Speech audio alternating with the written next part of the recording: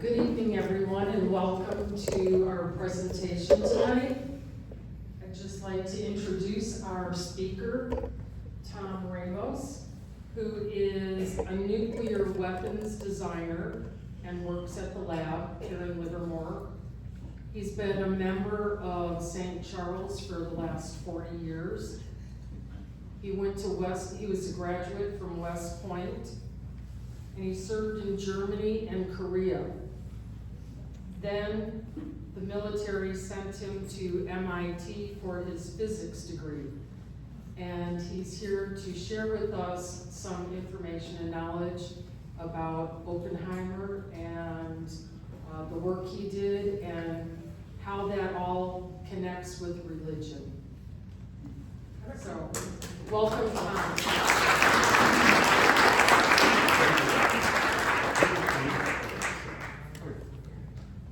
Good evening. Thanks for coming over, and it's a pleasure to see so many familiar faces on the 7:30 Mass. Did you guys invite non-Catholics? Oh, I forgot. There are other masses besides 7:30. So for tonight, I'll talk. The title is it's fresh in all of our memories, the Oppenheimer movie, and more than happy we'll talk about it. And it's a long movie. It's a really good movie. And it's a long movie, but it is complicated. I suspect anyone who's seen it, there are lots of subplots going. So what I try to do is, my purpose is to give you the story behind that and maybe make some sense, more sense out of the movie. So you'll understand the movie a little bit more. And in the course of that, you're going to see that movie. And by the way, the research that I did for this took me almost 10 years. Every character in the movie is in a book I wrote, which one of the characters, Harold Brown, asked me to write a number of years ago. So I did cover all of this, so I'm pretty familiar with the plot. And so yes, this leads to Livermore, believe it or not. These very, very important events in our history lead right here to our little town of Livermore. And I can even answer the question, how did a cow town in Northern California become the site for a nuclear weapons laboratory? It's in there. So as a result, much of the story is going to be about many of our parishioners and former parishioners here at St. Charles, who served at the laboratory for many, many years, like myself, and served our country. And so I'd like to impart with you, as a member of St. Charles community, words that I got the day before I graduated from West Point, and I was commissioned as a second lieutenant in the Army. We had what was called the baccalaureate service, in which we had a Catholic chaplain who would come and give us our last sermon as cadets before we became Army officers. And it really struck with me, after all these years, I still remember. And one of the things he brought up, which I thought was so important, was he reminded us as we were about to embark on our new careers in the Army. And Vietnam, when I graduated, Vietnam was in full swing. And many of us, myself included, had gone to so many parades where young women were sticking flowers in our rifles and things like that. I mean, it was not very popular to be in the Army at the time. And yes, I was when a man spit on me when I was wearing my uniform in Times Square. So these were the times we were going into the Army, and almost all of us were going to go into Vietnam. It said I went to Germany and Korea. I had orders to Vietnam, but that's this long story. I got diverted to Korea. Anyway, what he said was, there are two instances in the New Testament in which being a soldier comes up. When some soldiers came to St. John the Baptist and asked, what should we do to be saved? And his response was, treat people fairly, don't take money or don't cheat them, and don't complain about your pay. And then there was, in the incident to Jesus, a Roman soldier comes up to Jesus and asks for Jesus' help to cure one of his servants in his household.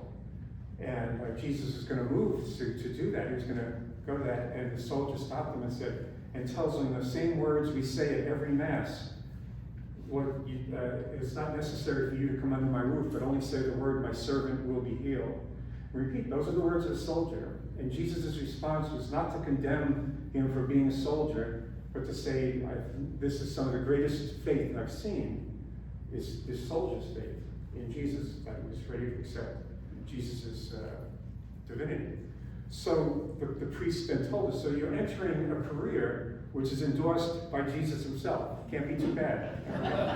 So that was the spirit in which those of us working, we took it very seriously. I can assure you, those of us who are weapons designers, we were not out trying to destroy the world. We were very much believed that we wanted to stop people like Stalin, Khrushchev, now we've got a Putin, Xi Jinping, stop people like that from starting a World War III or starting a war.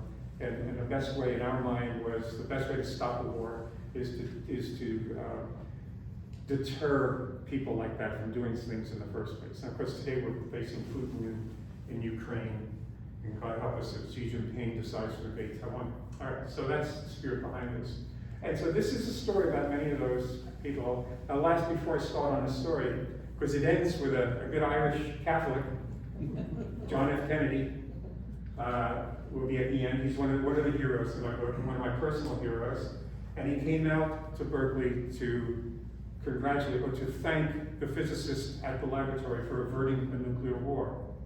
And Mike May was one of those. Mike May was one of the physicists there. So I went up to Mike and I said, Mike, what was it like meeting President Kennedy? He says, oh, Tom, it was great. The president, it was in Berkeley at the Rad Lab. The president stepped into the lobby, had a big smile on his face.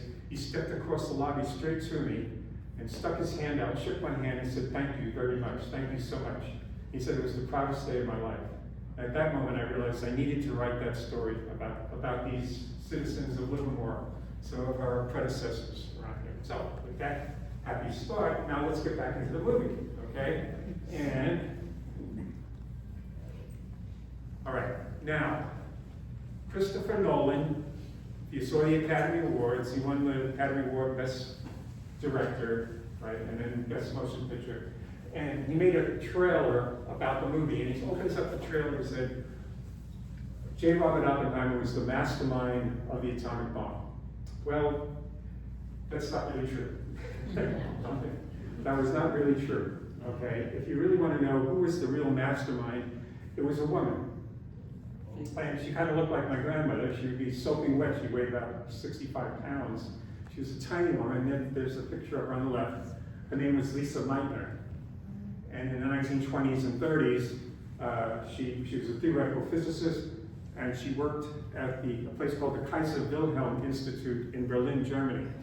And she was the lead physicist at the institute, and she worked hand in hand with a world-class chemist by the name of Otto Hahn. And together, the two of them won the Leibniz Prize in Germany, which is the equivalent of the Nobel Prize, for their discovery of new elements, technium, as I put up there as being one of them, all right? But Lisa was Jewish, and in 1933, Hitler is elected Chancellor of Germany. Pretty soon they have the Aryan laws in Germany, in which they have laws that inhibit the freedoms of Jewish citizens in Germany. And Lisa was from Vienna, Austria, so at the time it was a different country. But in 1938, they had a thing called the Anschluss, in which Hitler takes over Austria.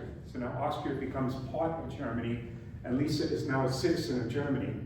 And as such, now she has to start wearing the yellow badge, the Star of David, on her coat. And going into the institute, she's accosted by people. She's hit by people. And the danger is becoming very clear. And so she makes plans to get out of Germany. And Otto Hahn helps her by, he gives her a ring, a diamond ring that belonged to his mother to help in case of emergencies with money. And so Lisa takes off and she goes and she settles down in Sweden at Göteborg, outside the city of Göteborg. And so she's up there now. And her job used to be with Hahn. Hahn was the chemist, and he would do the experiment and come up with these fabulous results. And Lisa was the woman who would interpret and try to understand what it was that he was seeing and provide the theory behind it. She was a theoretical physicist. But we didn't, I know none of you have heard of her, I suspect none of you have heard of her, but she was very, within the world of physics, she was renowned. She was one of the most famous physicists in Europe, and very talented. So Otto Hahn sends her a letter, And what it was about was this. In 1935, an Italian physicist by the name of Enrico Fermi, he started doing experiments. There was a brand new particle, a particle had just been discovered in 1935 called the neutron. And it was hypothesized that the neutron was in part of the nucleus of an atom. So you had protons, which had a charge of +1, and neutrons, which had a 0 charge, okay? And they were put in, they would be inside the nucleus of an atom. And what Fermi did was he extracted neutrons and shot neutrons into each element of the periodic table in turn. So he started with hydrogen, which has 1 proton. Then he goes to helium, 2 protons. Then he goes to lithium, 3 protons. Boron would have 4, beryllium. He worked his way up. So he's working his way up the periodic table. And in each case, or almost each case, what he found was that the atoms, the nuclei, would absorb the neutron and insides, and that became what was called an isotope. That is, you had the same number of protons as other elements of other atoms of that element, but they had different numbers of neutrons. So they became isotopes. But when you added the neutron, more likely than not, the new isotope became radioactive. So these were called radioisotopes. And Fermi then would run off, he would put a sample down and shoot neutrons into it and wait, and then he'd run into another laboratory and take a Geiger counter and measure the radioactivity, and from that he would notice the radioactivity, and he discovers a new radioisotope, all right?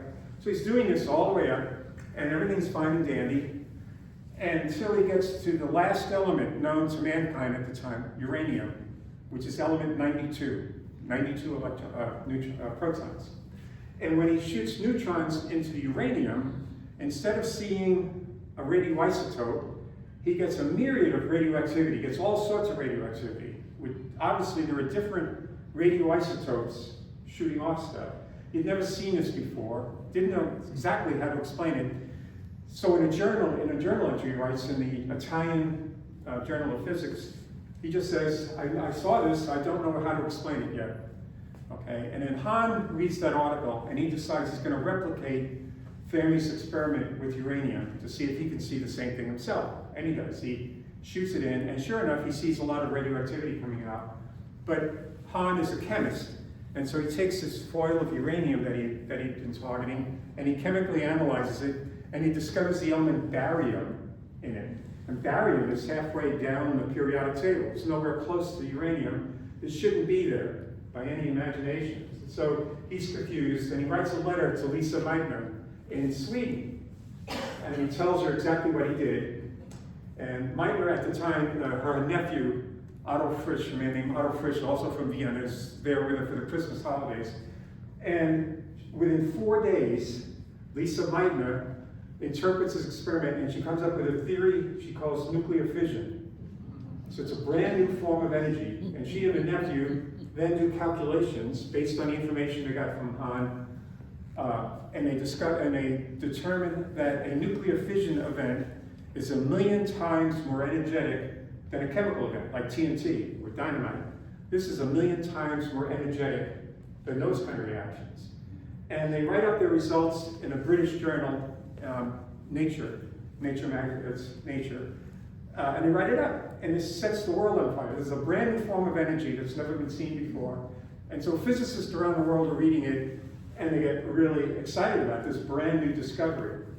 But also, they're well aware that this discovery was made in a chemistry laboratory in Berlin, Nazi Berlin. And so like people, Ernest Lawrence is a physicist at Berkeley at the time, and others realized that if you harnessed this energy, you could possibly make a bomb or a weapon 1,000,000 times more energetic than any kind of conventional bomb. It's called an atomic bomb.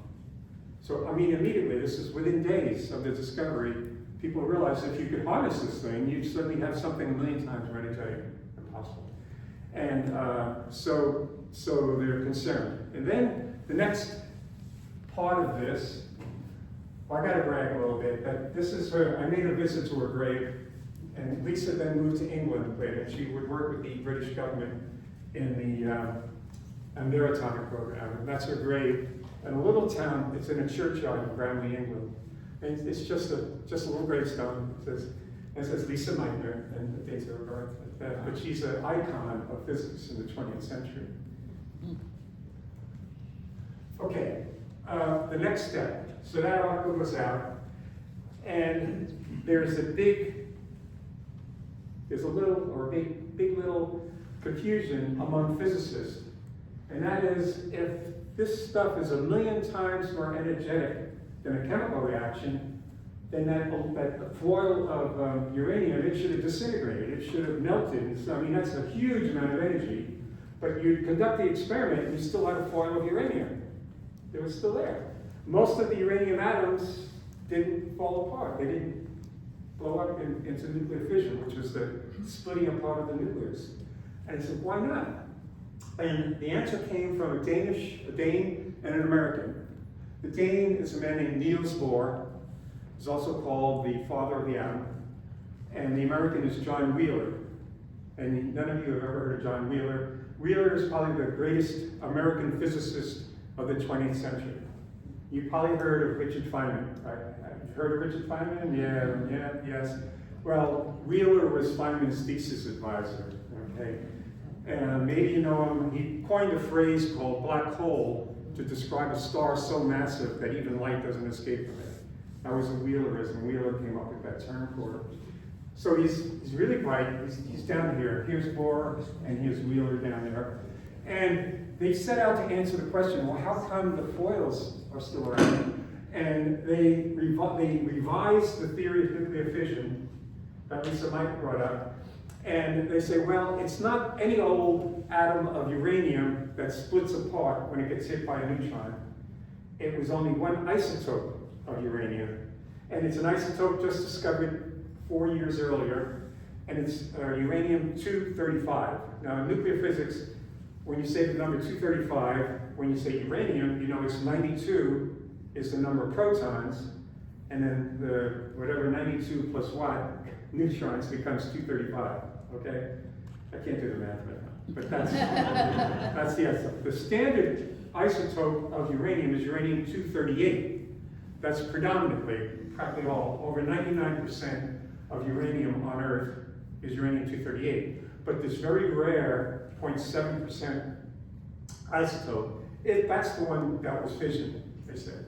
And in order to make a bomb, or what people were thinking about this bomb, first you would have to separate out the uranium-235 from the uranium-238. And then if you put that together in what's called a critical mass, then you can have that bomb, going up, which would be tens of thousands of tons of TNT. Okay? And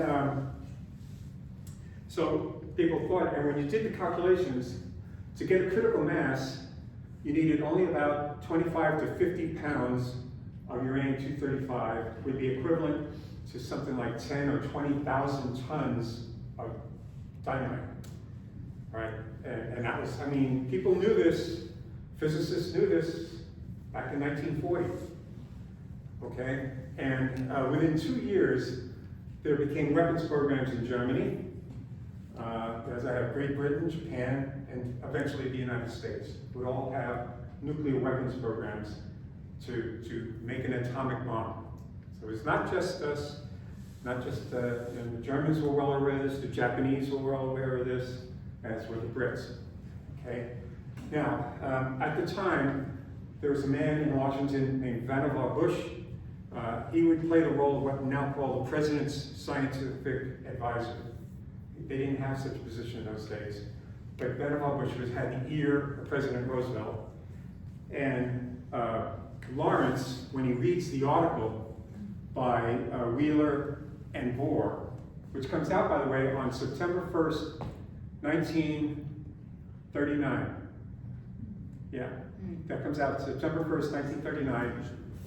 On that very same day, the Wehrmacht invades Poland and initiates World War II. And they published that same article in Physical Review in America. Okay, so it's ominous. And Ernest Lawrence, this physicist in Berkeley, reads it and realizes there's a huge threat that could be coming to America called an atomic bomb coming from Nazi Germany.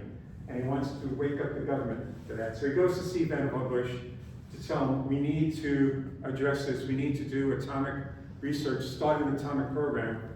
Otherwise, Hitler might be the only one with an atomic bomb, okay, which would be a disaster. Okay, but Bush doesn't believe he can make an atomic bomb. Okay, so it doesn't go very far.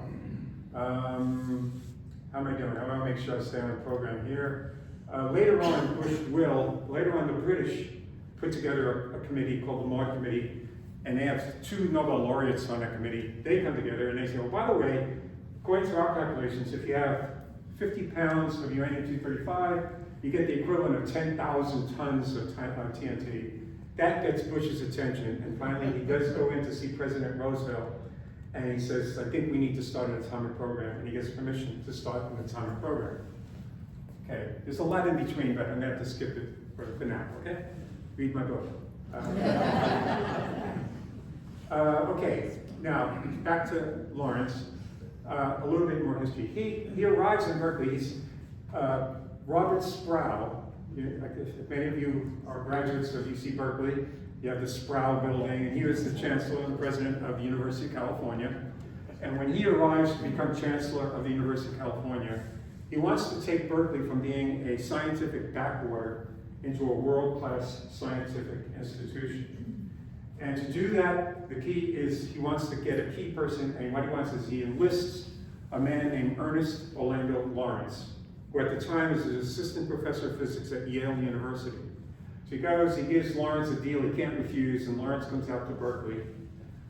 He also recruits at the same year a guy named J. Robert Oppenheimer. And Oppenheimer arrives at the same time that Lawrence does. In fact, the two become close buddies. They're living in the same faculty house.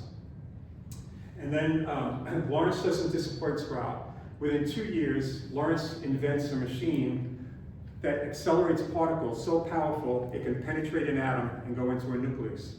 And it's starting a new world called nuclear physics, the study of the nucleus of an atom. Okay? And in 1931, Sproul gives Lawrence a new building, an old engineering building, and Lawrence takes it over and he creates a laboratory there. He calls it the Penetrating Radiation Laboratory, but very quickly it's called the University of California Radiation Lab, or the RAD Lab, as many of us call it. So that starts in 1931. And so he's got it going, and Lawrence is a magnet for young physicists, experimental physicists who are studying physics. And they start coming to Berkeley to join the RAD Lab and to study and to do real research for Lawrence. 5 of those individuals will win the Nobel Prize.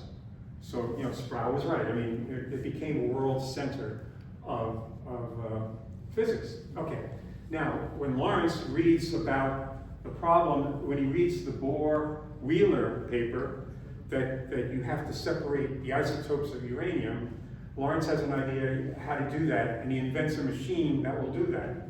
And he goes back to Bush, and he calls it the Calutron, which is the California University Tron. And it's a big machine, and I'm not going to go through how it works, but it separates out uranium-235 from 238. It actually works, okay? And that will later become, well, I'm getting ahead of myself, but yeah, when Bush accepts, I'm sorry, Jim, I shouldn't be moving around so much. When Bush finally accepts Lawrence's pleas to start an atomic program, he sends a team out, and they need a lot of electricity. So they go to the Tennessee Valley Authority, which was started up during the Depression. That's plenty of electricity. And they find a flat, secluded valley next to the Clinch River that the locals call Oak Ridge. And then they decide they're going to build a factory there, put Lawrence's calutrons inside the factory, and that will be used to separate the uranium. Okay?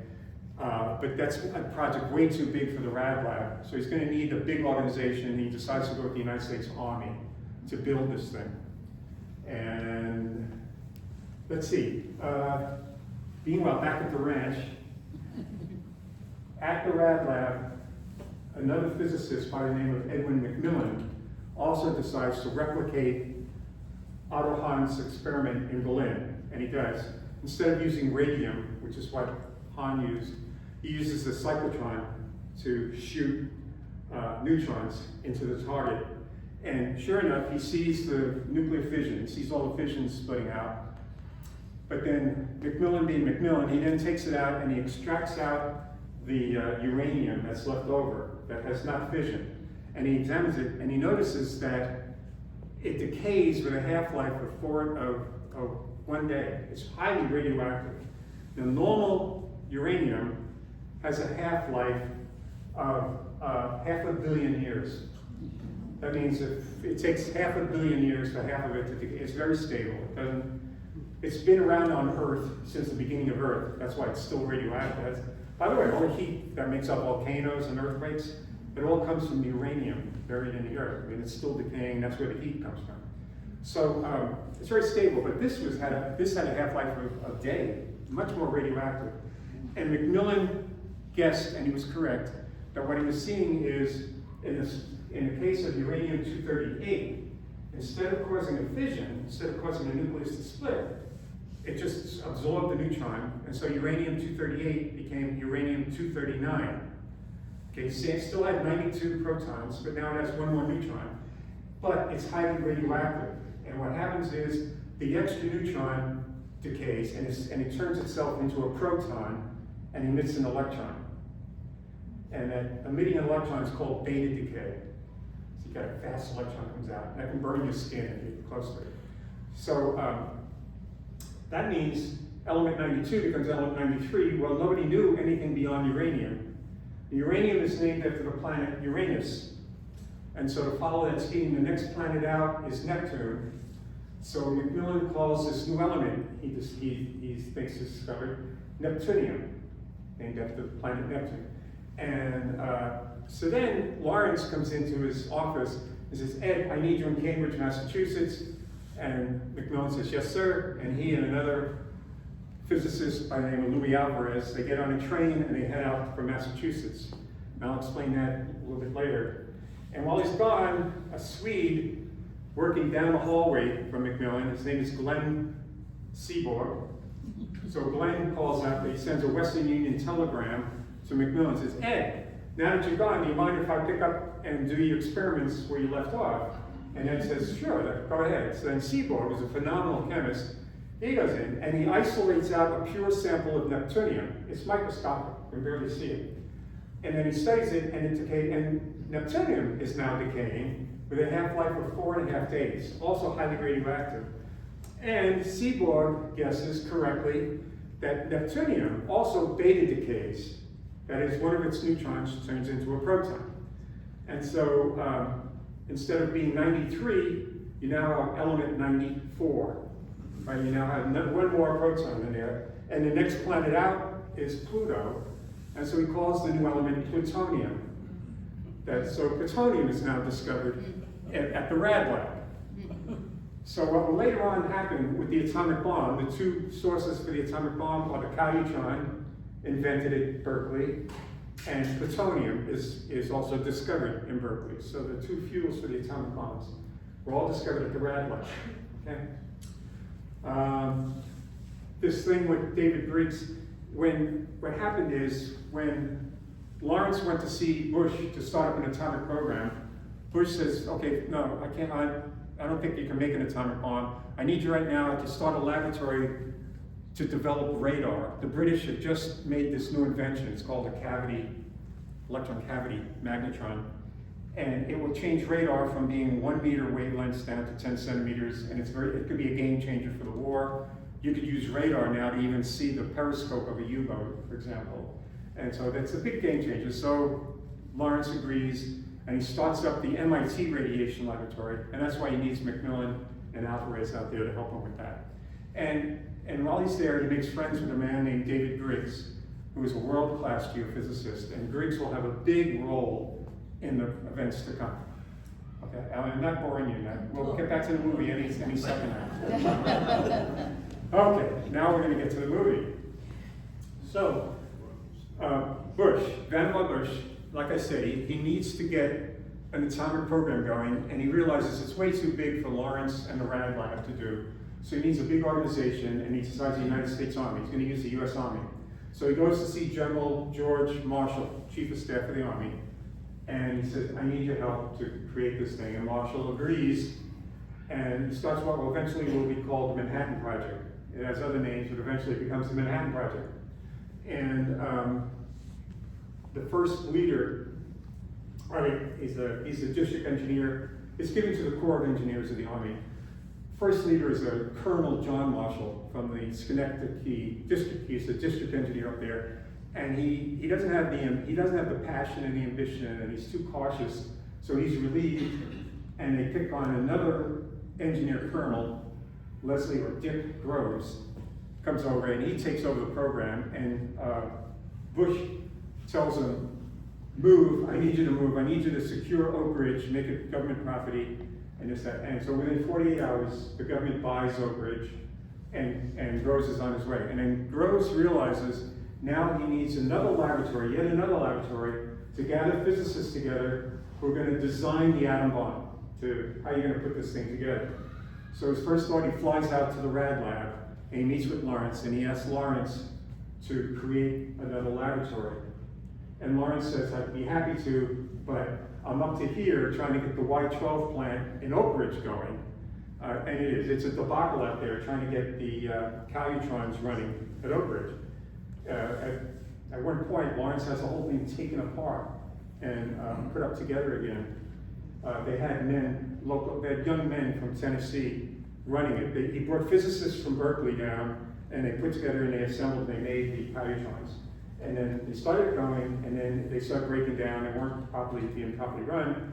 So Lawrence orders the whole thing taken apart, and they build it up again, but this time they're going to hire young women in the Tennessee area, high school graduates. And what happens, ironically, is that a phenomenal discovery is made. The women read the instructions before they and everything worked like clockwork. Everything was working. So I had a picture, I don't have it here, but women made the atomic bomb. Okay. So while that's going on, so Lawrence tells Groves, I'm too busy. I can't start up yet another laboratory. But my theoretician, my theoretical physicist in the Rad Lab working for me, Bob Oppenheimer, and he introduces Oppenheimer to Groves.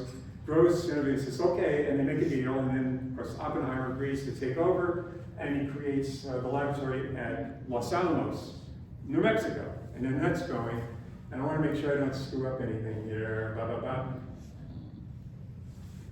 blah. Okay, so now, back to the original, when Christopher Nolan said that Oppenheimer was the brainchild, well, obviously, from what I've already told you, no, the idea is well on its way.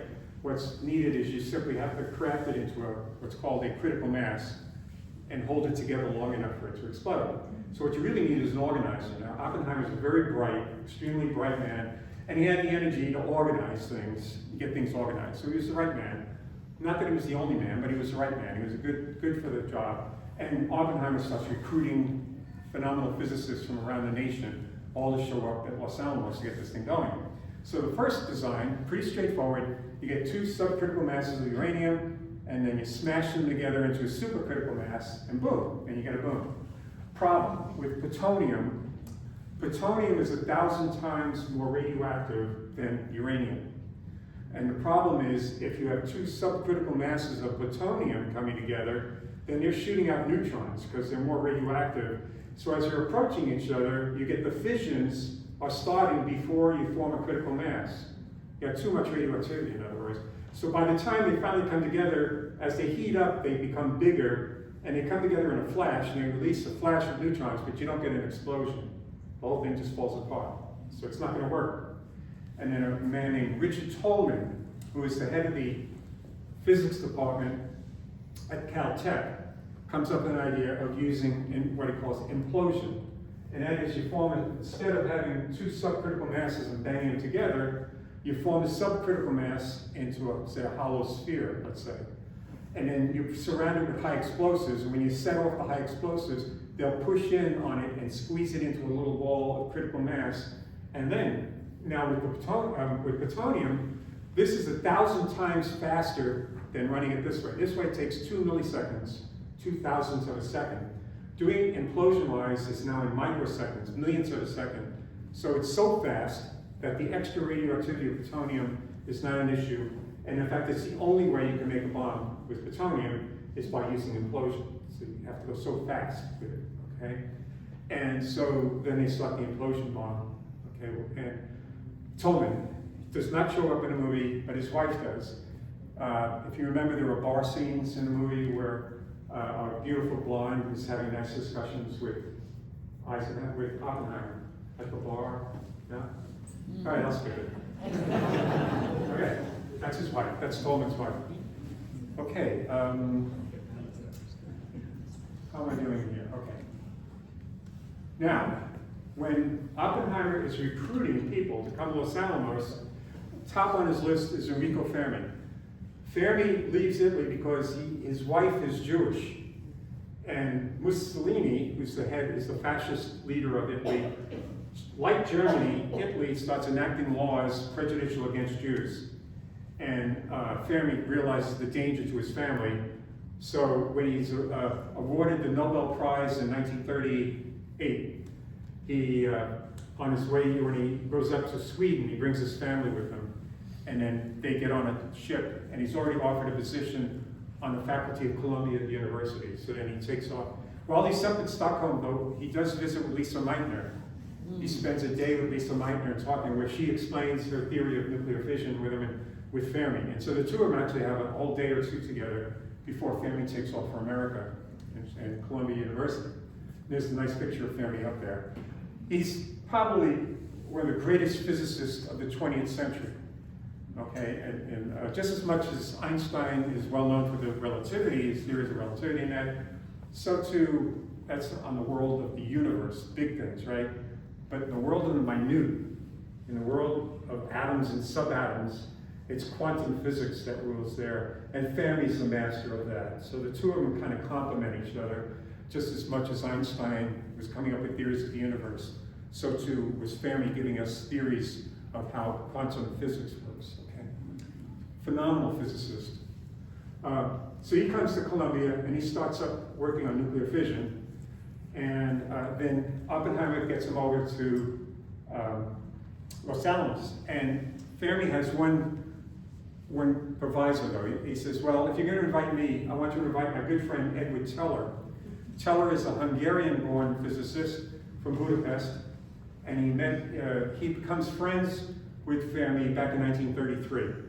And the two of them did many experiments in Rome and later and other places, and they help each other out. They know each other.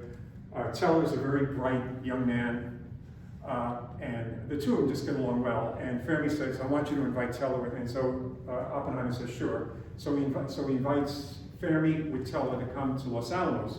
The night before they're leaving, they're in New York City, and Fermi says to Teller, I wonder if it's possible we can start fusion reactions by using the heat of an atomic blast.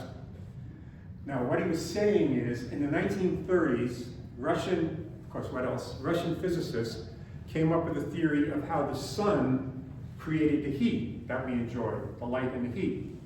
And it was by nuclear fusion. It was the fusing together of nuclei together. It's the opposite of fission, which is the splitting apart. In fusion, you're fusing together. And they correctly guessed that it was hydrogen atoms fusing together in the sun that was releasing this kind of energy. And there's an abundance of energy that way, as we know from the sun.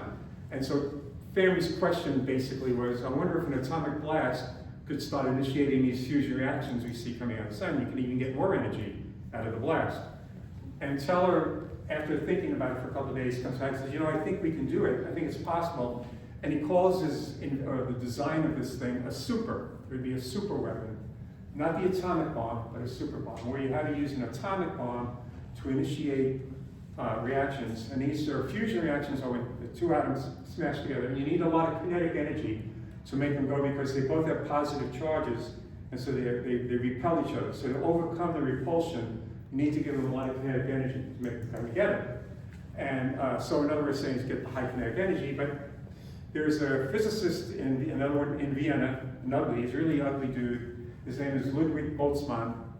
In fact, he has a tomb in the Vienna cemetery in which he puts his bust probably, and he's a really ugly dude, but I don't know why, but he has his bust up there on his tomb, and on the front of his tomb, that's meant to be funny, but this is a tough crowd. My sympathy, you have to put up with these people every week.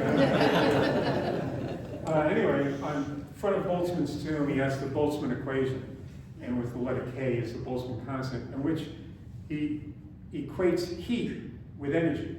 So to a physicist, instead of saying two things meet with a lot of kinetic energy, you can say you create a gas with a lot of heat, a lot of high temperature. All right, and it's the same thing, it's just high. And so because of that, this is called thermonuclear reactions. Thermo meaning high temperature reactions, okay? So in modern terminology, Fermi asked Teller, do you think an atomic bomb could create a thermonuclear bomb? Okay, and later on, newspaper people will call it hydrogen bomb. So thermonuclear, hydrogen, fusing, they all mean the same thing. Okay? And that's where all these terms come from. And that question becomes an obsession with Teller. For the rest of his life, Teller will be obsessed with trying to make this a real idea, how to make a thermonuclear weapon out of an atomic bomb. When Teller arrives at Los Alamos, he convinces Oppenheimer to create another group, and Teller leads a group to try to design and build a super. And it doesn't go anywhere during the war. And towards the end of the war, Oppenheimer shuts it down and says, we don't need it, we're not going to do it anyway. And Teller is highly disappointed. And so right at the end of the war, Teller quits Los Alamos and he leaves for Chicago with Fermi, where Fermi creates a nuclear physics institute up in Chicago. And Teller goes up there, along with a woman named Maria Meyer and some other world famous. She's another Nobel laureate. That's another story. Read my book. Okay, so in the meantime, Oppenheimer decides to quit Los Alamos, and he feels now that working on nuclear weapons is immoral. And in his going away address to the people at Los Alamos, he just says that working on nuclear weapons is immoral, and he steps off and he heads back to Berkeley to rejoin Lawrence at the Rad Lab. So he's going to go work for Lawrence again. And he leaves, goes up there. He's up at the Rad Lab for a year or two, and then Lewis Strauss, better known as Robert Downey Jr., but Lewis Strauss comes to Berkeley, meets with Lawrence and Oppenheimer, and he offers Oppenheimer the job to be the director of the Institute for Advanced Studies. Now, this is an institute that was created in the 1920s by a millionaire, multi-millionaire. I forget what rubber company, I forget which millionaire he was, but he was a big businessman. And he creates an institute in which the members of this institute are renowned intellectuals, and they have no responsibilities. They don't have to teach class, they don't have to do anything. All they have to do is sit down and think. That's the basic idea. And one of the first people recruited to it is Albert Einstein. So they pick up Albert Einstein, and Al arrives in 1933. We physicists, we refer to each other by our first names. Yeah. So if I call Al, Al and Ernie, you'll know what I'm talking about. So Al arrives in 1933, and John von Neumann, probably the world's greatest mathematician, he shows up there. Eugen Wigner, another Hungarian physicist, he's there. All right, and then, so Strauss is on a committee that oversees the administrative staff for this place, and he invites Oppenheimer to be the director of this institute. And Oppenheimer says, I'll think about it, which pisses off, ticks off, I'm in trouble tonight. So ticks off Strauss a little bit more, and there's more to the story. There's also, in the movie, they show an excerpt where Strauss is embarrassed in front of a congressional committee, and there are people laughing at him. You might remember that scene. And that really happened. At that time, Strauss becomes the lead commissioner of the Atomic Energy Commission, which oversees all nuclear research in the United States.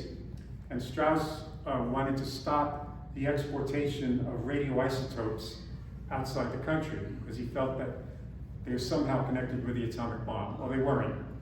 And so they called in Oppenheimer to give testimony. Well, is it dangerous for us to send radioisotopes to Czechoslovakia or to someplace else?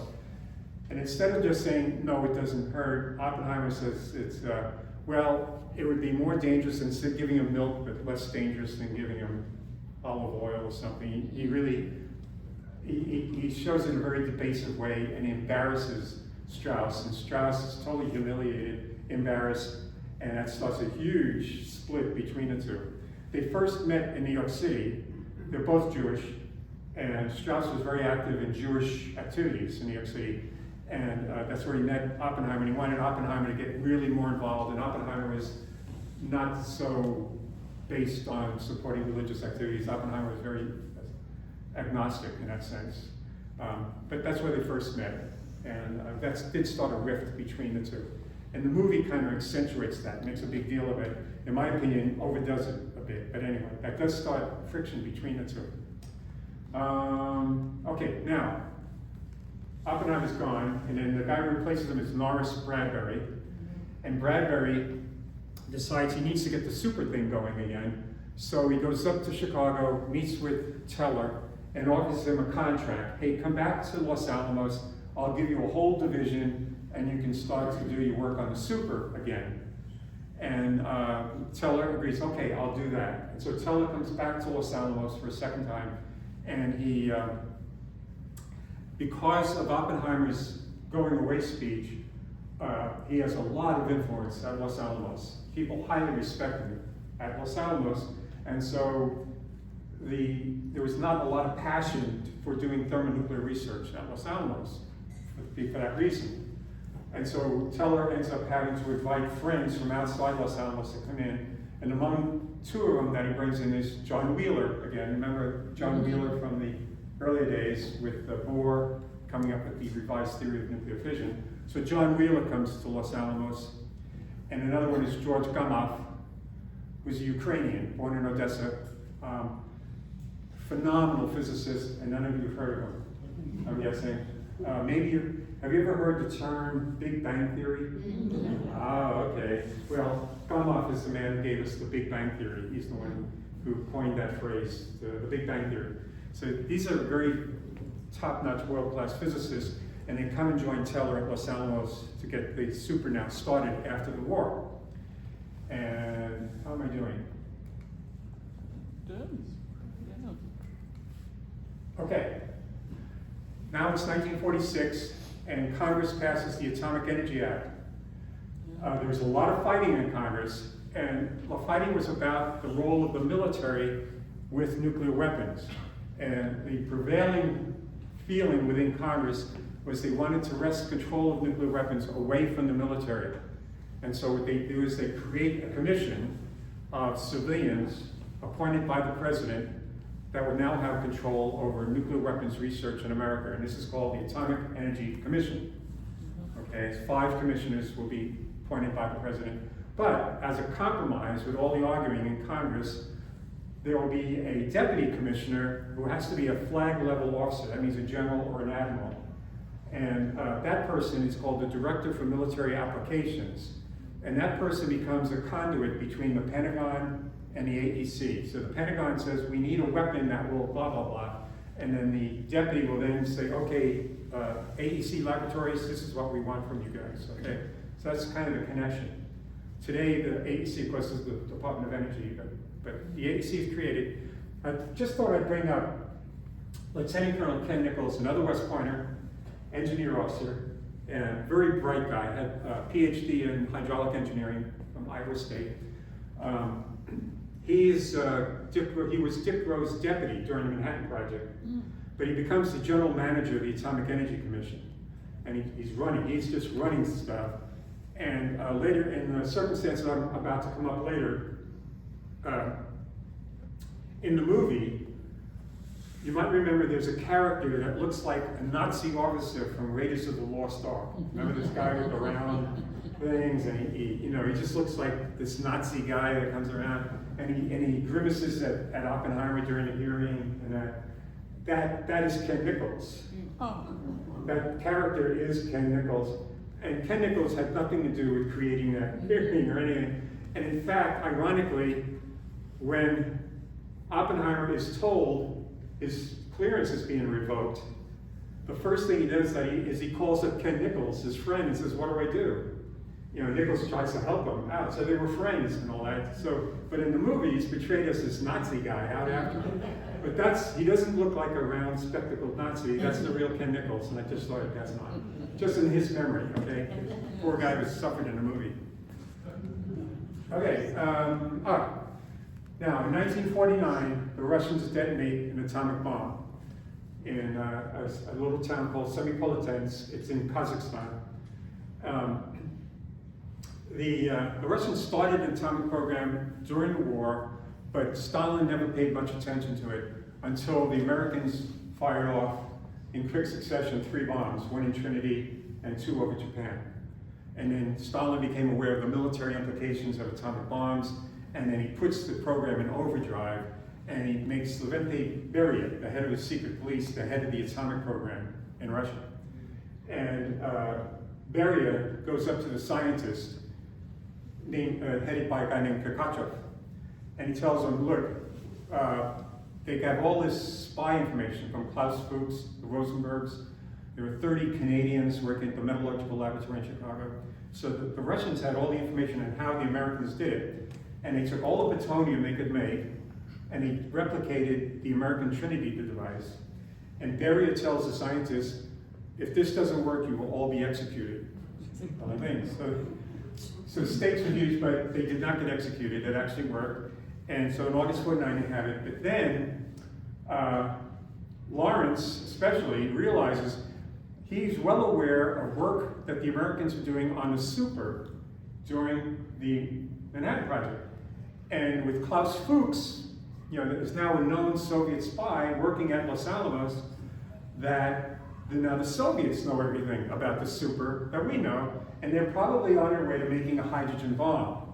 And he goes back to Washington, 10 years after he tried to get him to do an atomic program. He now goes back to try to get him to do a thermonuclear program, and he argues that if you don't do it, then Stalin will have a hydrogen bomb all by himself. And in fact, the Russians had started a hydrogen bomb program in 1946 under a Dr. Tom, Russian physicist, and they had already hired a man named Sokolov, was their first physicist to come in. So they had a really robust hydrogen bomb program going. He was absolutely right. But the biggest stumbling block to this is when they created the Atomic Energy Commission, part of the act creates, it's called the General Advisory Committee, and these are physicists with nuclear weapons experience that give advice to the commissioners of the Atomic Energy Commission about decisions to make. And the chairman of that GAC was appointed with J. Robert Oppenheimer. So Oppenheimer uses that position as the head of the GAC, frankly, to stop or sabotage or slow down thermonuclear research. And he just stops it. And the GAC recommends to the Atomic Energy Commission, nope, don't pay any money to do thermonuclear research. And you got Lawrence at the other end saying, wait a minute, we got a threat steamrolling our way, by the name of Stalin, that we better not be in a position that Stalin has a hydrogen bomb and we don't. And so there's this friction created. There's quite a bit of friction that's now being created. And meanwhile, Lawrence goes back down to Los Alamos. He meets with Teller down there, and a Polish mathematician from Lviv, which is now in Ukraine, by the name of Stanislav Ulam, who works with a Hungarian mathematician by the name of Johnny von Neumann. Anyway, Ulam tells Lawrence, in order to get the super program going, we need much more tritium. Tritium is a radioisotope of hydrogen. And it only has a half-life of 12 and a half years, so it's not around very long, so you have to make more of it. And so Lawrence goes back and he starts a program to create a an accelerator that will create tritium. And it's going to be much bigger than anything he can fit into Berkeley, at the RAD lab in Berkeley. It's just too big. So he calls up the Pentagon and says, do you have any government property I can use? And they say, well, go to any of the bases, World War II bases that have been, after the war. So he does, he goes to Camp Parks in Dublin. And then he and Alvarez come out to the Naval Air Station in Livermore. And they're walking around, and according to Alvarez, Lawrence is walking around, and he walks into the Olympic swimming pool. The Navy has this Olympic-sized swimming pool to train pilots in survival, if they crash in the water. And it's an indoor Olympic-sized swimming pool, and he walks in, and Lawrence turns around and looks at Alvarez, and he goes, Louis, we found a home. So if you want to know why there's a laboratory in Livermore, it's the swimming pool. All right, so then Lawrence creates this accelerator. It's called the Mass Test Accelerator, and that's it. Today at the lab, you call it Building 431. That's the original. It's designed and built by a physicist by the name of Keith Panowski. Panowski later would run SLAC over in Palo Alto, but Panowski designs and builds that thing. Okay, and that's the first footprint of the RAD lab in Livermore. It's just to build this MTA. Okay. Then tensions start building up. The Air Force withdraws Oppenheimer's security clearance. The Air Force refuses to let Oppenheimer see any classified information. General Vandenberg is the Chief of Staff of the Air Force. They're just upset with Oppenheimer stopping thermonuclear research that the Air Force says is necessary. And so there's more and more friction going on, and then more and more buildup within the Pentagon and also within Congress that Los Alamos is not putting as much passion into thermonuclear research as it should be doing. And they go down and they visit. Bradbury does come across as lukewarm to the whole thing. And so a commissioner from the agency comes out to the RAD lab and meets with Lawrence and says, Lawrence, we need another laboratory, yet another laboratory.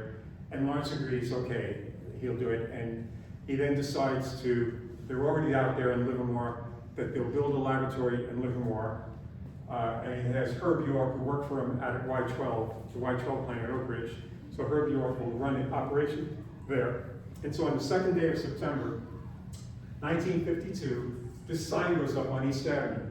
You notice it's the University of California Radiation Laboratory. That's the original laboratory from 1931, but it's the Livermore site. So this is an adjunct to the RAD lab.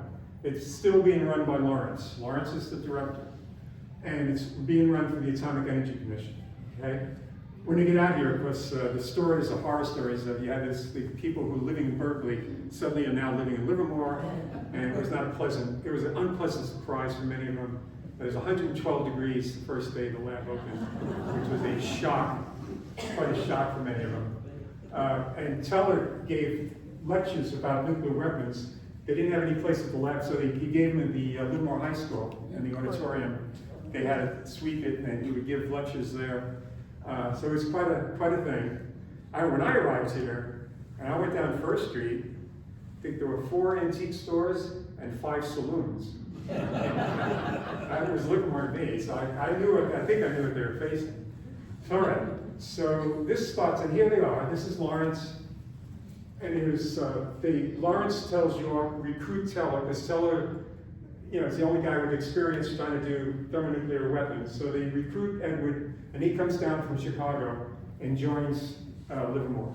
He lives in Berkeley, but he joins. Okay, now Lawrence's legacy is his leadership and his management system. He does a thing called matrix management, in which you have your base divisions. You have physics, theoretical experimental physics, you have chemistry, chemical engineering, you have an engineering department with mechanical engineering, electrical engineering, and then you have, later on, you'll have a computer science division. Right? You have your base divisions. Then, what happens is you decide, I have a problem, I want to solve this problem. And what you do is you pick an outstanding individual, someone from your organization, pull them out, think, okay, Mary or Jane or Joe, this is your problem, I want you to solve it.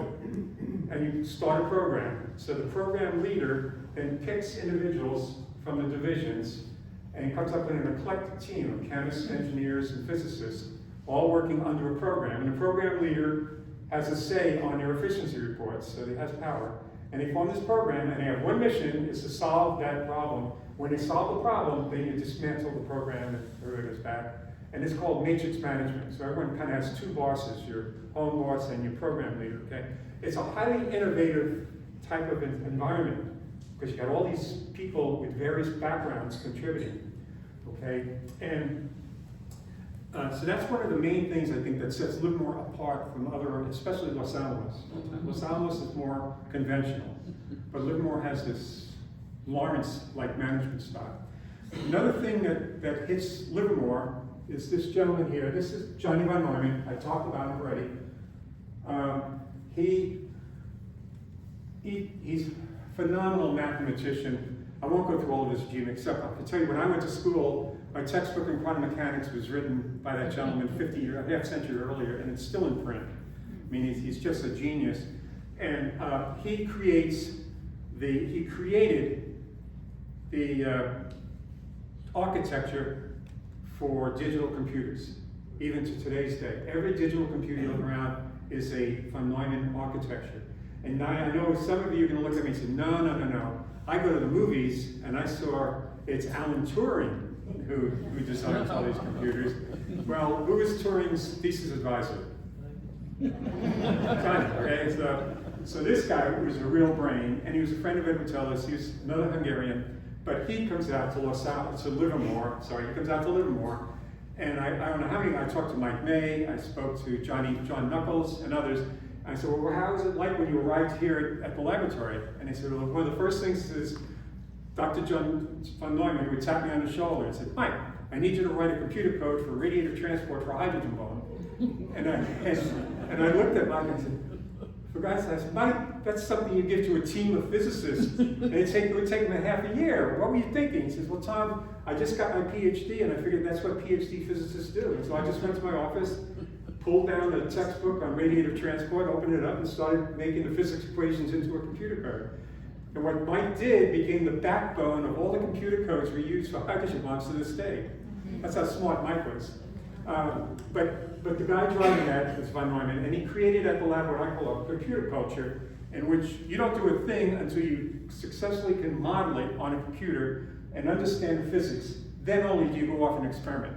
Whereas my group leader, George mentioned, great man, he said, Tom, here at Livermore, we're not the Tom Edison plant. We're not going to test 1,000 filaments to figure out how to make a light bulb and figure out the best filament. Here, we're going to understand the physics of filaments, and then we'll model it, get the right one, and we'll test it once, convince ourselves we know what we're doing, and then go off and make it. I said, yes, George, and that's what we do. And this kind of computer culture adds a lot of power, because you have to understand in those days, you were asking these senior physicists, don't worry, I got this box of wires, and they will do it for you, okay? And they're, no way, I'm going to, no way. It's just, but yes, this box of wires can really do wonderful things. But here out at Livermore, we have very young people coming out from the rad lab, and they were ready to trust computer science early on and allow computers to model their ideas, and they trusted it, and it paid off. Okay, that's one of the legacies is Johnny von Neumann, and here's John Wheeler. He also came out, the same John Wheeler I've been talking about, one of the greatest physicists of the 20th century. He's out here all the time, pretty much mentoring the young physicists out here how to solve these thermonuclear problems and that. Okay. Then Teller is in charge of nuclear testing. He has this idea of mixing hydrogen in with the uranium for a bomb. It's a bad idea, but they do it because no one's going to question Teller at the time. And what happens is the first test is called the Ruth event, and it's supposed to have a 1 kiloton yield, and it gives 80 tons. It's a fizzle, what we call a fizzle. And in fact, the head of Los Alamos testing, a guy named John Ogle, he sends a telegram to the deputy director at Livermore, and Dwayne Sewell, and he says, congratulations on your first test. By the way, if you're finished with the tower, can we use it next? So, not a good start. The next test is the Ray test. 2 weeks later, that's also another fizzle. That still doesn't dissuade Teller. He's still set. And the next year, now they're going to do a thermonuclear test out in the Pacific, and it too is a total fizzle. So we have our first three tests of this laboratory are all duds. Nothing works. And the director at Los Alamos is calling to shutting down this place, and the enemies in Washington are saying, this is a failed experiment. Why are we doing this? You know, this is not good. Now, what's really bad is this third thing, the thermonuclear test. It's called the Kuhn event. 2 weeks after the Kuhn event, we'll start Oppenheimer's hearing, which is the kind of climax of the movie. Now I'm ready to tell you. I'm ready to get back to the movie, is what I'm saying. So what's this about? In 1954, a man named William Borden, he's a congressional staffer. He works on the Joint Committee on Atomic Energy, which is responsible for overseeing nuclear and atomic work for the government. He writes a letter to J. Edgar Hoover, and he says that J. Robert Oppenheimer, his brother, his wife, and his mistress are all card-carrying communists, that Oppenheimer himself is very active in communist affairs, and last but not least, he's lied to security personnel about attempts of the Communist Party to get atomic secrets from him. So this occurs during the McCarthy era, when Senator McCarthy was persecuting everyone. McCarthy is when the Rosenberg trial is going on, and then people are scared that there are communists coming out of the woodwork. And so Eisenhower, in response, he has an executive order. Anyone with a security clearance that shows any sort of behavior that looks suspicious, then the head of the department is required to revoke their clearance and then make an investigation whether or not they're a threat to the United States. Well, clearly, after the Borden letter, Oppenheimer's needed to be investigated. And so Eisenhower calls up Louis Strauss, Downey Jr. He calls up Louis Strauss. So unlike the movie where it says Louis Strauss is the guy behind it all, no, the truth is Eisenhower orders Strauss to revoke Oppenheimer's clearance. Okay, and so Strauss calls Oppenheimer in, and Ken Nichols, remember the colonel, the guy that portrays the Nazi guy, he's sitting there at the side. He calls Oppenheimer in, and he says, the president has just ordered your clearance revoked, and he tells him why. And he reads the letter that Borden had written. And so Oppenheimer is kind of stunned. He's just stunned, and he goes home. And that night he calls up Ken Nichols, as I mentioned, and says, Ken, what am I supposed to do? And Nichols says, Bob, I'm sorry, but I've just been told by the general counsel of the Atomic Energy Commission that because I'm the general manager, it is illegal for me to give you any legal advice. I can't help you. Good luck, kind of thing. But he said, but that you got the facts from the letter. And so Oppenheimer calls up Strauss's office the next day and says, I demand to have a hearing. I demand to have a hearing to restore my good name. Okay, so it's okay. Otherwise, he would have simply revoked, nothing would have happened. He just lost his clearance, and that's it. The whole thing would have ended. But then he demands a hearing. Then Strauss does get involved. Strauss determines he wants to prove that Oppenheimer is a Soviet agent.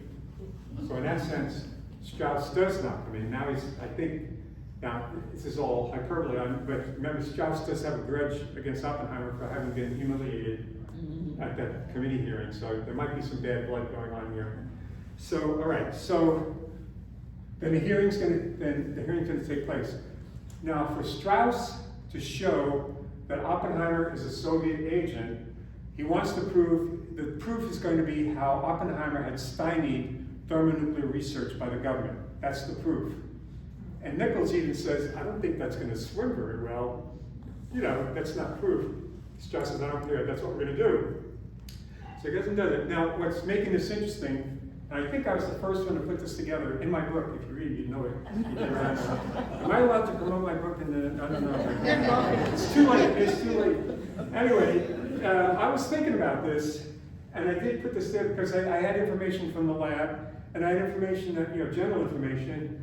I said, whoa, this has to be more than a coincidence. But all of this is happening 2 weeks after that Kuhn event, where Livermore went out for its thermonuclear test, and a total disaster. It was a total flop.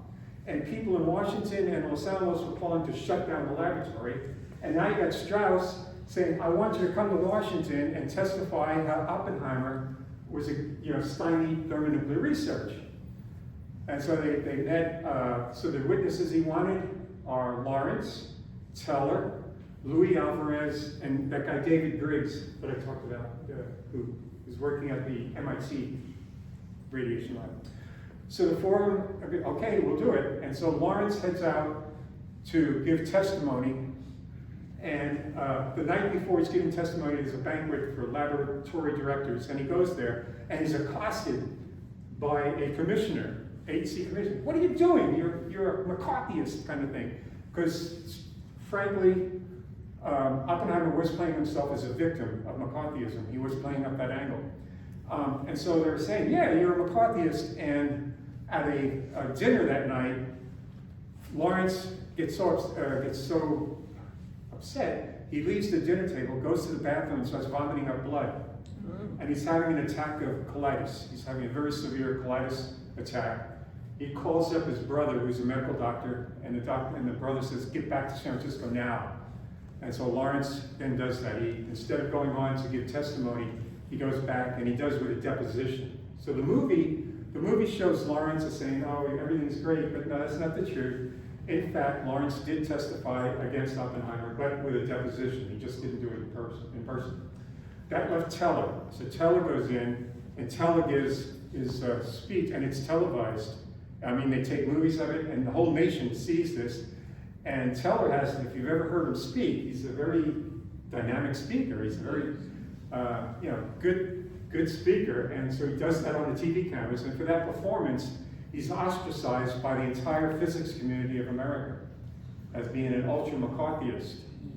And so Teller's standing there and all his friends and all that, and the stress hits him so badly that he too comes up with his first attack of colitis. And Teller gets hospitalized. So Teller's in the hospital because of his testimony. York, I think, feeling the Kuhn event, and all the bad news, he comes down with valley fever. That's due to a fungus out here. And so he's bedridden. So the entire leadership of the laboratory is gone. They're either in the hospital or in bed. And so leading the weapons program is now going to be a 28-year-old Harold Brown and a 32-year-old Johnny Foster. These two guys are now responsible for taking over the laboratory weapons program. And they're 28 and 32. Neither one has ever designed an atom bomb or anything, but they're responsible. And one more failure, and it's over. Right? This is clearly failure is not an option kind of time. And they write what I call a manifesto. They're in there for 1 month, and they write a document out to all the engineers and scientists at the lab, and they said, we're going to abandon Edward Teller's designs. We're going to start from scratch. We're going to work with our own designs from now on. This is a 28-year-old at 32 talking about Teller. It's like, hey, I don't care what Albert Einstein said. I'm going to tell you what's really happening. It's kind of like that. It's not stuff you want to do. But they did it, and I call them upstarts in the sense that they picked up the baton, started off by Lawrence to get, during World War II, and now these guys are taking us into the Cold War with a new kind of vigor. So Johnny Foster comes first, and he designs a brand new kind of atom bomb. I can't go into the details of it, but it's very radical. Nothing like it has ever been done before, trust me. And it's small. It's the smallest atomic bomb ever tested up to that time, and they call it the Clio. And but whenever, in the process of designing it, whenever they had a question like, well, I wonder if there's enough plutonium in there. Like, well, yeah, let's add a pinch. We'll put a pinch of the plutonium here. We'll put a pinch of the plutonium there. Just for safety's sake. Well, by the time they were finished, they began to worry, maybe we got too much plutonium. This stuff could go supercritical before we wanted to. And they thought, well, when they put it together, the person, the technician that's screwing in the bolts up in the tower, his hands will be right next to the weapon, and neutrons coming out of the weapon could hit his hands and bounce back in. And maybe those bouncing neutrons could make it go supercritical. And the computer codes we had at that time weren't that great. so the gentleman named Myron Knapp was the engineer, and he said, well, okay, I don't know, I have an idea. So what he did is he built a machine with conveyor belts, and he built the Clio in 2 parts, cut it in half, put each half on a conveyor belt, and the conveyor belts would bring it together, okay? And then to mimic the hands of the technician, he went down to Kelly's Butcher Shop on 1st Street, across the street from the donut wheel, and he bought 10 pounds of spare ribs, and he wrapped the spare ribs around the atom bomb. And that's the hands, that would be the hands of the technician. And so then he gets, and they turn on the engine, and the conveyor belts go, and the Clio comes together, and it comes together, and it doesn't go over. And you're good to go. And so, and I got it from Brett Knapp, Myron's son. He says, I know that day, Tom, because my father came home with all these spare ribs, and we gave it to the family dog. So some good came out of it. And so now they got the Clios in 2 parts. They take each part and they put it into a Samsonite suitcase, reinforced suitcase. And they have a summer intern from San Jose State University. His name's Tommy. And Walt Arnold is the engineer going to put it together in Nevada. He goes, Tommy, come here. He says, I want you to go into building 132 there, and you'll see 2 suitcases. Pick them up and put them in this Woody station wagon back here. So Tommy said, yes, sir. So Tommy goes in there and he picks up the suitcases and he puts them in the back of the station wagon. And Walt goes up to him, he gives him an Army 45 caliber pistol. And he says, Tommy, take this, don't let anybody touch the suitcases. He says, yes, sir. And he puts the pistol into this thing. And there's a picture of Tommy having a ham and cheese sandwich with the atomic bomb as his table, as his lunchtime table. So it's really true. And this was security in the 1950s. And so they get inside the Woody station wagon. That's Walt Arnold driving, and there's a Navy commander next to him, and Tommy in the back, boom, and they're off to Nevada. And there they are arriving in Nevada, and that's Tommy switching it over to an AEC sedan, and they take it up and they start assembling it on a tower like that. And they put it together, no one dies, and they set it off, and it gives exactly the yield. It worked. So for the first time, it worked. And Johnny was ecstatic. You know, finally we got a success. And he calls up Lawrence back at Berkeley. He says, Professor Lawrence, it worked. And Lawrence said, I don't care what the doctor says, I'm coming over. So Lawrence shows up in Nevada, and they're all celebrating. And it was a great change for them, first success. And 2 weeks later, Harold Brown's group, if you don't know, Harold Brown would later become Secretary of Defense for President Jimmy Carter. It's the same Harold Brown. So Harold Brown's group then designs a thermonuclear device. They're the Megaton group, and they call their device the Linda. And it's revolutionary. And that, again, I wish I could show you, but and we'd have to kill each other kind of thing. So we're not going to have it. But it is truly revolutionary, and it works within 4% of what they predicted. And what's revolutionary about it is it cut in half, the first attempt, cut in half the weight of a hydrogen bomb. I mean, it was smaller, and it was just exquisite. The beautiful application of the computer science and this eclectic stuff that we had going on. So, good success. This is 1955. They're called the Teapot, Operation Teapot devices.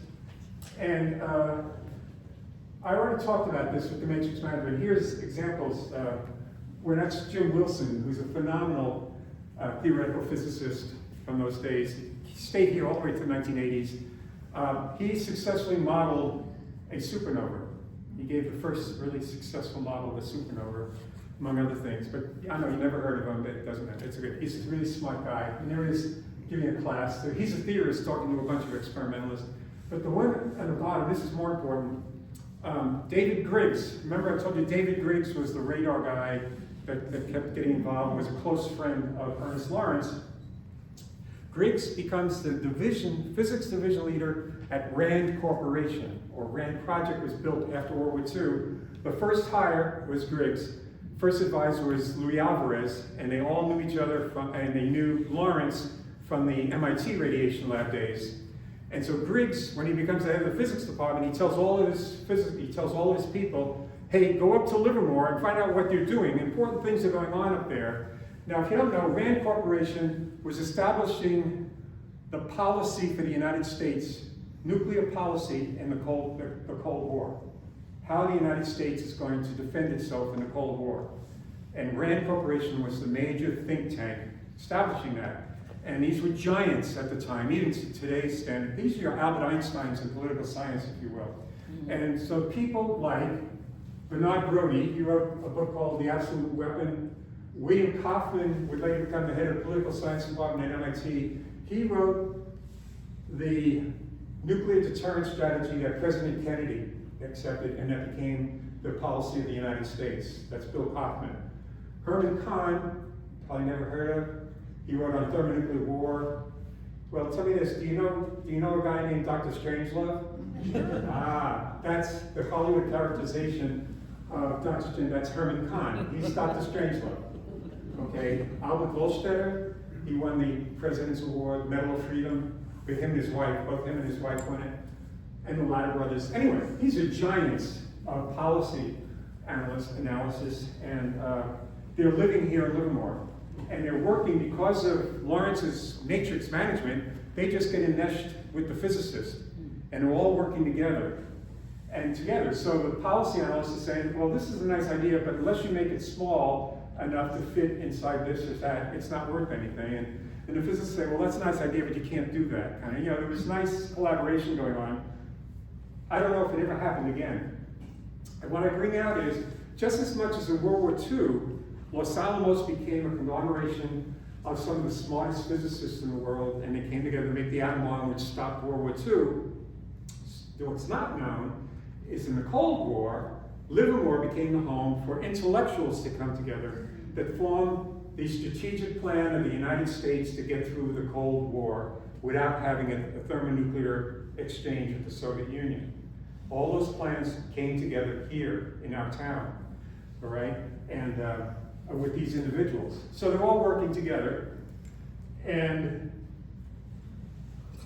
I think I'll skip all this. And okay, now there's a big argument going on. Stalin dies, and Khrushchev becomes the new premier of the Soviet Union. And he's threatening Western Europe again, that the Soviet Union is going to extend the Iron Curtain into Western Europe. And the threats are getting pretty robust. And the arguments are, the plan at the time under President Eisenhower was called massive retaliation. If the Soviet Union invaded Western Europe, the United States would respond by sending an entire fleet of bombers over the Soviet Union, and we just throw every atom bomb we owned into that country and destroy the country. That was our plan. That was our announced strategy for the country, called massive retaliation. And those people I just showed you, Bill Kaufman, Albert Goldstetter, they said that's an untenable thing. You can't do that because in history, the punishment has to fit the crime. So if let's say if they invaded Ukraine again, you're going to start World War III over that, or if they just do this, you're going to start, and you're going, what you're doing is you're deterring yourself from doing anything. And all that does is encourage the Soviets to take these regional things, because you're not willing to start World War III over this, and if your only plan is to use nuclear weapons, you're kind of limiting, and which is true. And so there's a big argument, this is not a good strategy for the United States. Instead, you need something much more flexible, and these guys, these people I just showed, came up with a more flexible, realistic kind of strategy. And then, though, Rand Corporation did a study, and they said, well, if Russia were to invade Germany, let's say, as a first step to invading Europe, and they didn't want to get massive retaliation from the United States, could they launch a surprise attack and destroy all of these strategic air command air bases in the United States secretly, in a sneak attack? And the answer is yes. They did a year-long study, and they did all this modeling. They said, they could. If they wanted to, they could drop bombs. Well, you just drop a bomb on a SAC base, and that's it. All the atom bombs there are no good. Bam, bam, bam, bam, bam. And so our deterrence strategy is on a hill of sand. All we're doing is encouraging the Russians to attack us, to get rid of the United States forevermore as a threat. And at that time, 1955, the new Chief of Naval Operations was Admiral Ollie Burke. He was a World War II hero, And Burke came up with an idea which he called a fleet ballistic missile. And his idea was, well, what if we could just launch our missiles from a submerged submarine? You can't sneak attack a submarine, and therefore they can't get away with that. And so there was a big argument, and the problem was that to fit a missile inside a submarine, the missile had to be really small, much smaller than anything we had. More importantly, the thermonuclear weapon had to be 1/4 the size of any existing weapon. And experts, even Nobel laureates, said that's impossible, you can't make them that small. And so the idea seemed that it wasn't going to work. But there was a conference held at NOPSCA, which is the NOPSCA warehouse up in Cape Cod. And at that conference, Edward Teller stands up and he tells Admiral Burke, the Livermore lab can make a weapon for you smaller enough for the submarine, and we can do that by 1961. And a guy named Cosimo from Los Alamos was there, and he asked Los Alamos, what do you think? He said, no weapon like that exists, you can't do it in 5 years. But Burke stands up and he got a promise from a prominent physicist. He says, you got a deal. And so they gave a contract to Livermore to make a warhead small enough to fit inside a fleet ballistic missile. The Navy called this program Polaris. So they were starting to build Polaris. So they had their own problems in making missiles that small, but they did. And by 1960, they launched the first Polaris submarine. Here you see, there's Mike May on the far right. Jim Frank's holding, and that's Navy people there. And it was such a success. They kind of did what people said was impossible. In a matter of 18, 24 months, they actually developed a weapon with a strategic deal small enough to fit inside. Now, starting in 1960, the United States deployed submarines in the Arctic Ocean. And now in 1960, Kennedy is elected president. And then the following, so he's elected in November, and January he has his inauguration. Right after that, you have the Bay of Pigs, and there's a big debacle over invasion of Cuba. And Khrushchev thinks that Kennedy lost his nerve in that, and that he could take Kennedy on. So Kennedy and Khrushchev meet in Vienna in June of 1961.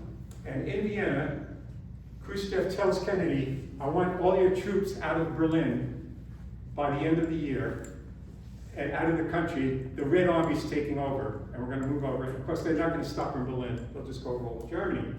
Kennedy knows he's not going to submit 2.5 million Germans to communism, and so Kennedy just holds firm, and he doesn't say anything, but he goes back to Washington, and he tells his National Security Council, we're going to have a thermonuclear war within a year.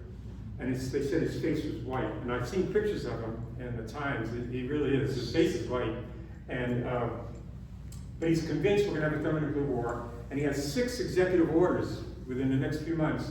And he starts a program of building air raid shelters around the nation. I know as a kid, I got to see all these air raid shelters being built around New York City. I had no idea what was going on. I was just listening to Beatles music. I wasn't paying attention to anything else. But anyway, that's why they're building all these air raid shelters, as the president knows we're going to have a war, real serious war, right? But then the Polaris submarines come out. Kennedy goes out and watches them. He makes a statement, and then he realizes that he knows, Khrushchev knows he can't do this without destroying himself. And Kennedy admits that gave him the backbone to stand up to Khrushchev. So he stood up to him and says, we're not moving. There's going to be, if you're going to come in, there'll be a war. And then Khrushchev blinks, steps back, and to stop the crisis, they build the Berlin Wall. That's why the Berlin Wall is built. It stops the crisis, this Berlin crisis that's going on, which nobody knows about. But there's a huge crisis going on, and the way they stop it is by building that Berlin Wall. Okay, then 6 months later, Kennedy reflects on what happened, and he tells the staff, I want to go out to Livermore, and I want to thank those physicists for helping me avert a nuclear war with Russia. And so he comes out, there's not enough time to come out here to Livermore, so he's going to meet at the Rad Lab in Berkeley. And so there he is, right in front of the Rad Lab there. And here are your characters. On the far left is Norris Bradbury, the head of Los Alamos. And it's kind of symbolic. He's looking away from the president because Los Alamos had its heyday in World War II, but now, 10 years later, now it's time for the second laboratory to get respect from the president.